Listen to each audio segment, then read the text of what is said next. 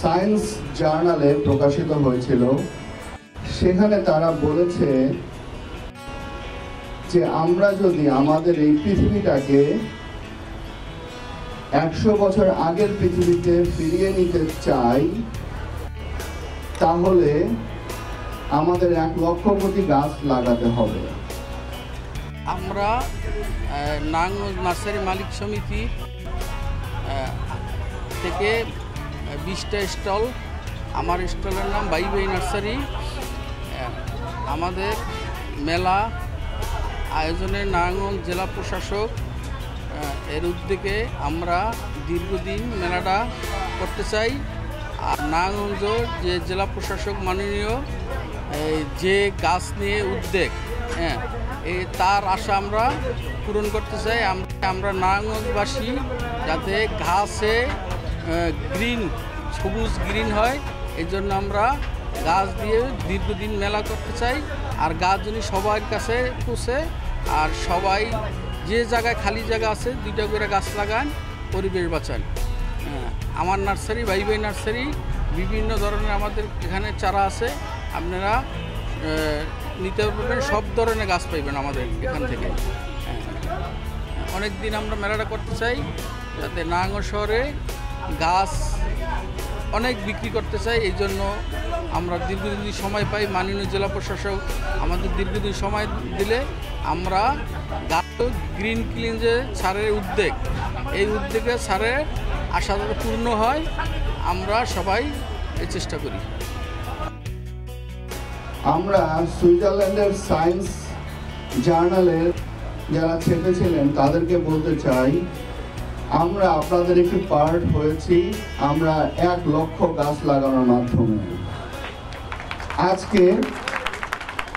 আজকে আমি সোনারগাঁতে 10,000 গাছের 10,000তম গাছটি আজকে লাগানোর আমার প্রোগ্রাম আছে।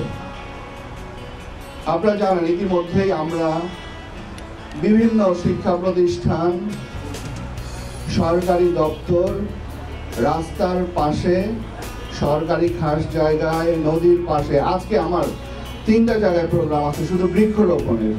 একটি হচ্ছে আনসার, তাদের একটি বৃক্ষরোপণ কর্মসূচি তারা নিয়েছে। BIWTA নদীর পাশে আমরা কয়েক হাজার আমরা হিজল গাছ আমরা নদীর পাশে লাগাবো আজকে, এবং আমরা সোনারগাঁতে 10,000তম গাছটি সোনারগাঁ উপজেলায় লাগাবো। আমরা এই মাসের মধ্যে আমাদের টার্গেট, আমরা চাচ্ছি এই মাসের মধ্যে আমাদের যে 1 লক্ষ গাছ। ইতিপূর্বে আমি রূপগঞ্জে আমরা 1 কিলোমিটার জুড়ে রাস্তায় গাছ লাগিয়েছি।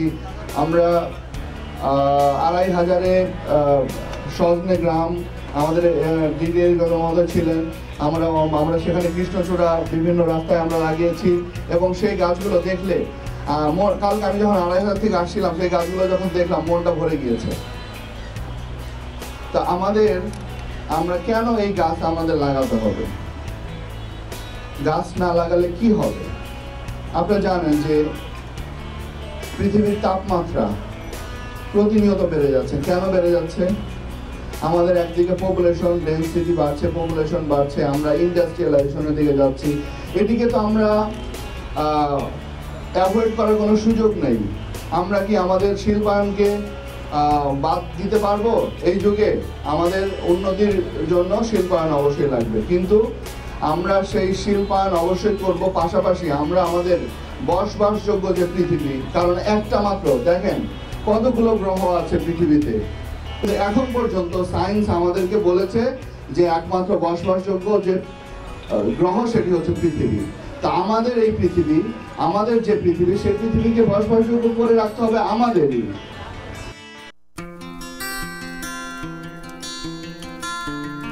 এই জেলার দায়িত্ব নিয়ে প্রথম প্রাথমিকভাবে কিছুদিন যখন ঘোরা শুরু করলেন, তখন দেখে মনে করলো যে এই শহরে বসবাসযোগ্য করার জন্য, তো সেই জায়গায় দাঁড়িয়ে বৃক্ষরোপণ অভিযান ও বৃক্ষ মেলা উদযাপন এবং আয়োজনের যে বিশেষ